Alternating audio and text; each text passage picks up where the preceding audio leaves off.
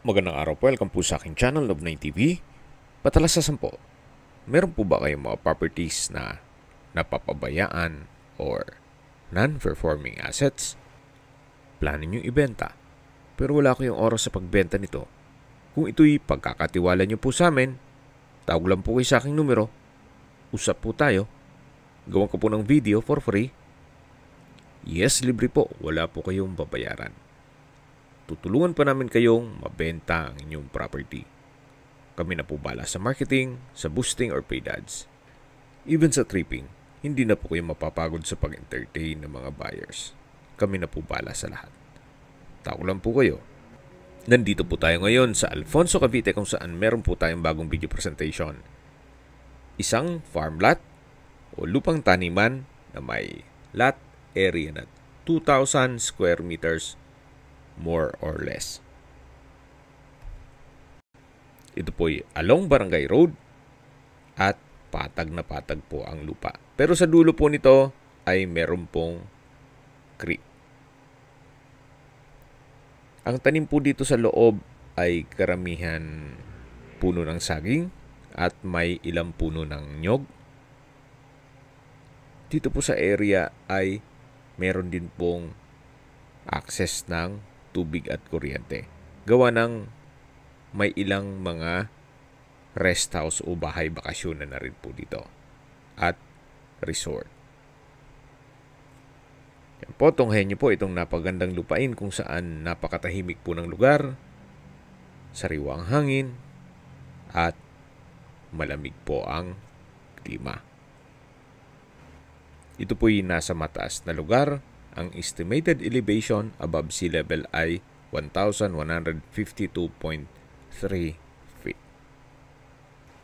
Malayo na rin po ito sa 14 kilometers danger zone ng Taal Volcano. Marami po kayong pwedeng i-project dito.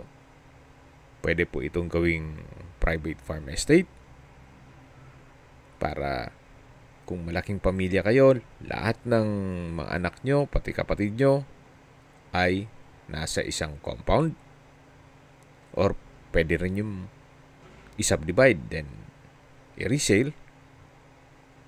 Or kung gusto nyo naman po, gawin nyo itong private farm resort. Then kung mahilig naman kayo magtanim, pwede naman pong tanaman nyo ng mga gulay. Gawa ng mataba naman po ang lupa dito. Ito po yung tinutukoy ko na creek. Hindi lang natin mapuntahan sa baba. Gawa ng medyo mataas po ang damo. At madulas. Siguro po upon tripping, pwede nating i-check yan. So balik po ulit tayo dito sa lupang binebenta. Yan po yung daan. At mula po dito, tunghayan nyo po, napakaaliwalas po. Maganda rin pong gawing bahay bakasyonan, then mag-alaga kayo ng mga panabong na manok, o gawin itong game farm. So, depende po yan sa magiging project nyo once na ma-acquire nyo ito. Okay, sa distance, location at travel time portion na po tayo. Mula po sa bayan ng Alfonso, ang distance is 3.9 kilometers at ang travel time is 11 minutes. Kumpleto na po doon.